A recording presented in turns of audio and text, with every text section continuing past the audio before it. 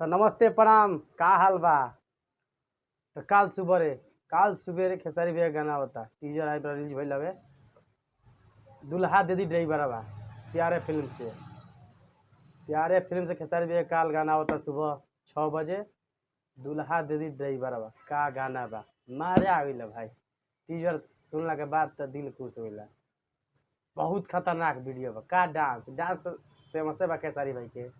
उहे हऊ छतिया फाड़ डांस भनगो सके मान कर नहीं के ऊ टेंशन मत लिया लो ओकनी के मान कर नहीं के।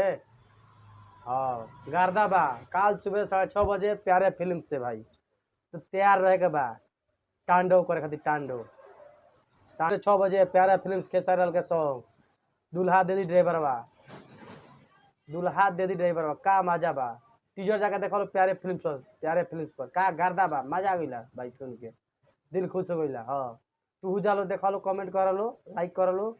आ काल सुबह नहा धोआ के तैयार जियो लो 6:30 बजे प्यारे फिल्म पर। राइटर मुकेश यादव के लिखल गाना गार्दा बा। तो लव यू।